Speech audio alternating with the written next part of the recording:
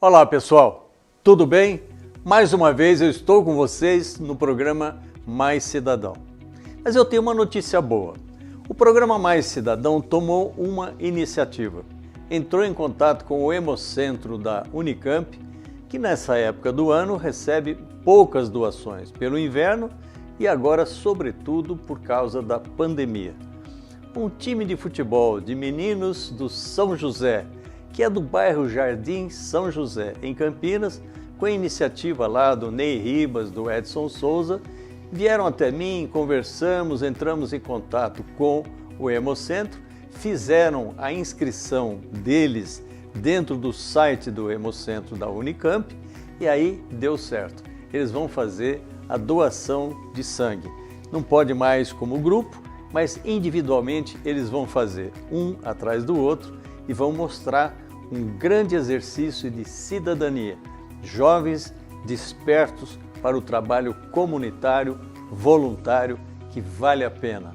Um abraço a vocês, meninos do São José, a toda a região do Jardim São José, ao Ney Ribas, ao Edson Souza, que coordenam esse time e vão certamente, com essa ação, criar outras oportunidades de outros times da região e de Campinas. O programa Mais Cidadão vai fazer isso para o Hemocentro da Unicamp.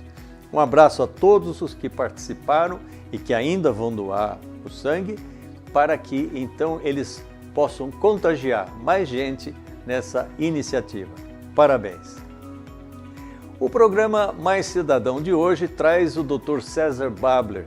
Ele que é advogado, trabalha com direito constitucional, é mestrando em educação, é uma pessoa que coordena nacionalmente programa de pós-graduação em direito público, escreveu vários livros e a gente tem uma alegria de contar com ele aqui no nosso programa.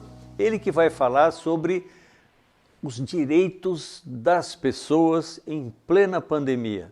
Vamos analisar isso junto com ele. Tenho certeza de que você vai aprender muita coisa e vai poder tirar suas dúvidas em relação aos direitos fundamentais de cada pessoa na pandemia.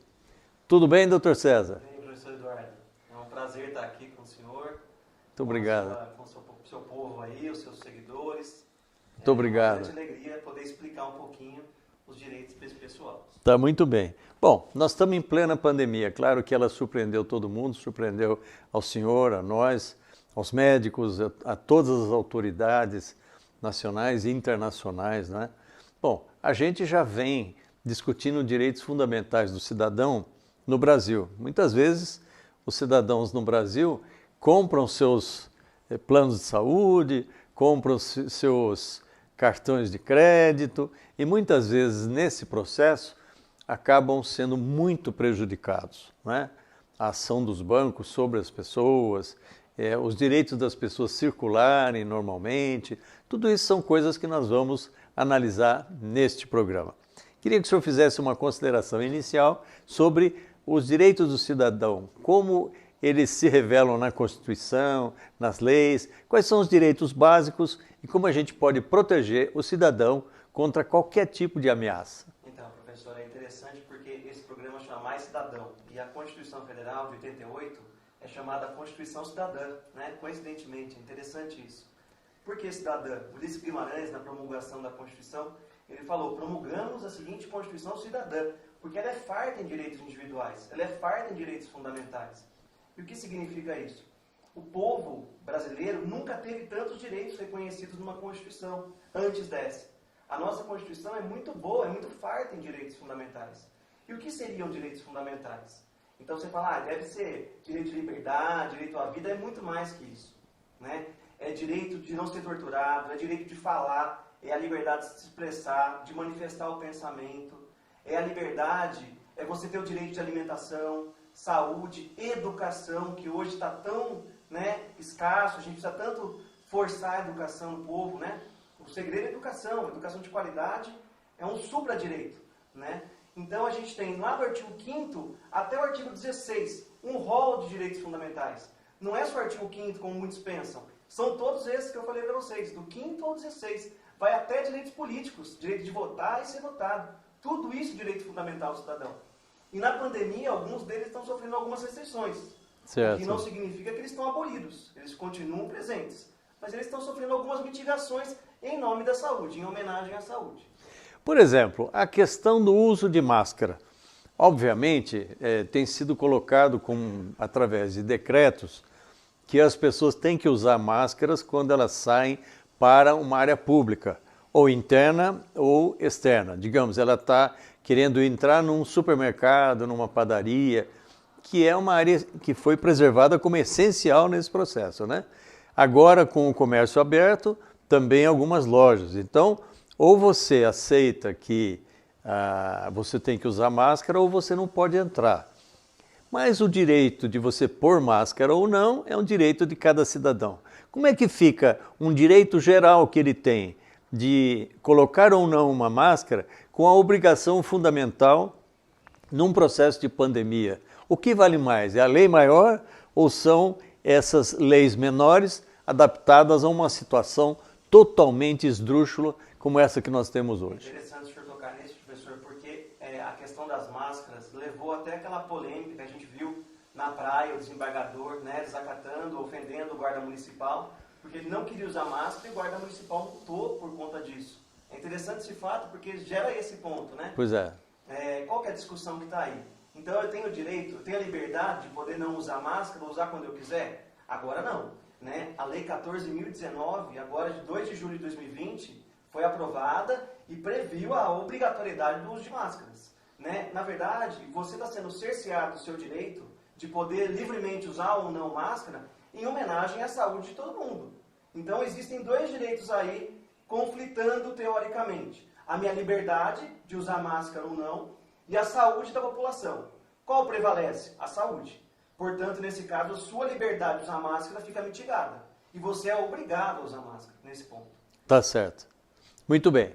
Bom, um outro direito da pessoa é o direito de se defender em relação às questões comerciais. Por exemplo, você está numa pandemia, você ficou desempregado, ou você diminuiu o seu salário, teve os seus emprego suspenso temporariamente, ou a sua empresa que vivia de determinadas atividades não está tendo essa atividade, obviamente ela também não pode pagar os outros da mesma forma. Mas aí vem os cartões de crédito, vem as telefonias, todo mundo querendo cortar a conta de todo mundo, querendo colocar juros de 8% ao mês no cartão de crédito para fazer qualquer acordo. Os bancos dizem que estão dispostos a fazer empréstimos e tal, mas na hora do vamos ver, o juro é alto e, além de tudo, exigem garantias muito grandes. Como é que essa pessoa pode se defender se ela não tem como pagar o cartão de crédito? O que ela deve fazer? Ela tem que esperar a pandemia terminar, tem que ter um processo aí qualquer com proteção das autoridades em relação a isso? Hoje eu não vejo ninguém protegendo ninguém nessa questão.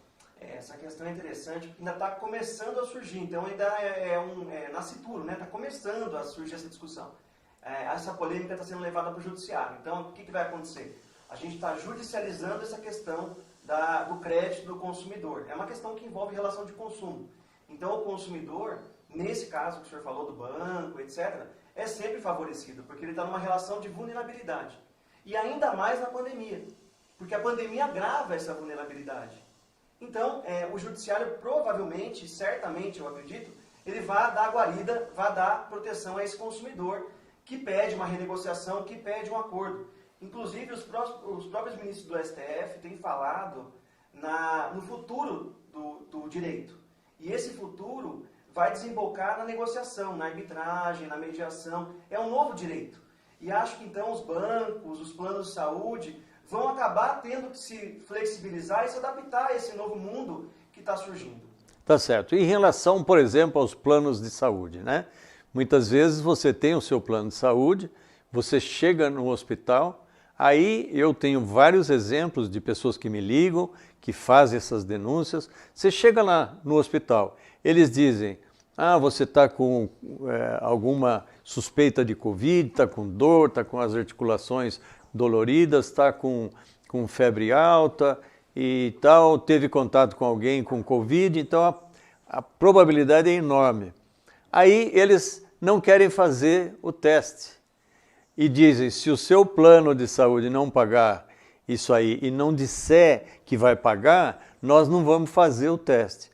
Mas aí o teste se impõe para saber se a família dele está em risco, se tem que entrar em quarentena ou não, se ele está num estágio inicial ou não da doença e tem logo que internar para ver se, através de tomografia, se ele não está com os pulmões começando a ser prejudicados, mas dizem não, você tem que pagar o teste. Então é uma coisa que você fala, bom, mas se eu pago o plano de saúde, eu tenho que ter o direito ao teste, não é? Digamos, por exemplo, uma pessoa que está tendo um princípio de infarto ou teve um infarto e tal. Eles chegam no hospital, fazem o eletrocardiograma, fazem a análise do seu sangue para ver se as enzimas indicam que teve ou não um infarto, só para dar um exemplo. Tudo isso é feito normalmente. Por que agora, em plena pandemia, não querem fazer um simples teste que custa 200 e poucos reais nos laboratórios e para o hospital certamente a preço de custo custaria muito menos, tá certo? Como é que fica uma situação dessa? Eu ainda vejo como uma possibilidade de ganho para o hospital. O hospital está enxergando isso como uma lucratividade na pandemia, mas não é esse o enfoque que tem que ser dado, né? Então, o problema do Brasil é que tudo a gente tem que levar para o judiciário, né? Então, talvez se a gente tivesse políticas mais efetivas, até do executivo ou até medidas legislativas, que forçassem isso, evitaria essa enxurrada de demanda judicial para o cidadão que quer fazer um teste de Covid e não consegue. Essas coisas são absurdas, chegando ao ponto de, professor Eduardo, a gente ter UTI, pessoa pedindo para internar na UTI porque ela está morrendo e o hospital não concede isso. Então é um absurdo. Pois é, fica perguntando ao plano de saúde, vocês vão pagar? Vocês vão pagar? Isso. Então é um jogo que retarda às vezes 1 dia, 2 dias de internação ou de cuidados, isso pode gerar um problema terrível, né? Não é o caso do SUS, por exemplo, que é um atendimento público, então naturalmente todo o procedimento é feito, mas no caso dos planos particulares acontece isso. Bom, nesse tempo todo, Dr. César, nós tivemos igrejas que foram fechadas, o comércio fechado, bares e restaurantes, academias, clubes. Então, uma série de setores da economia e da vida cotidiana das pessoas foram prejudicados. Existe uma possibilidade de uma igreja entrar numa representação judicial dizendo eu quero funcionar, eu tomo os cuidados, mas eu quero existir, as pessoas não podem ficar, sobretudo numa pandemia que psicologicamente traz grandes problemas, sem a bênção de Deus, etc. Uma igreja pode reivindicar esse direito ou existe um direito maior que a impede de fazer isso? É interessante essa questão, né? Muita gente deve estar se perguntando, mas por que eu quero orar, eu quero rezar e não estou conseguindo, nem isso, né?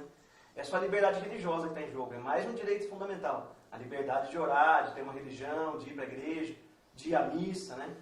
Entretanto, o Supremo Tribunal Federal, que é nosso órgão máximo, para quem não conhece, do Poder Judiciário, no começo da pandemia, ele começou a julgar os casos interessantes, né?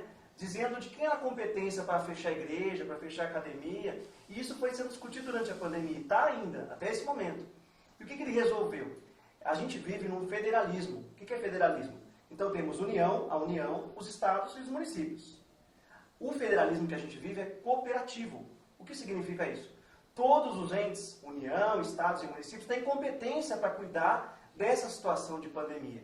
E tem competência para fechar academia, fechar igreja, etc. Conforme esteja o grau avançado ou não da doença, da pandemia naquele local.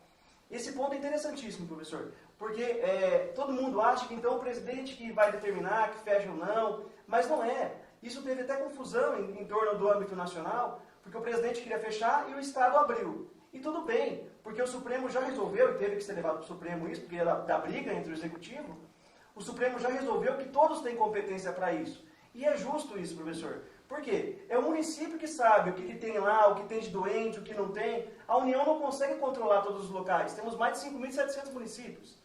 Então é necessário que tenha uma política local ali proibindo ou permitindo a atividade. Então acho que é nesse Tá sentido. certo. Bom, nós estamos discutindo direitos fundamentais, individuais e coletivos das pessoas e das instituições em relação a esse processo de pandemia. Falamos com o Dr. César Babler, ele que é um especialista no direito público e tudo, está nos dando uma lição de como nós devemos cotejar o nosso direito individual frente às questões coletivas de proteção à saúde na pandemia. A gente já volta, vai ser muito interessante a segunda etapa. Fique por aí conosco, é muito importante a sua participação.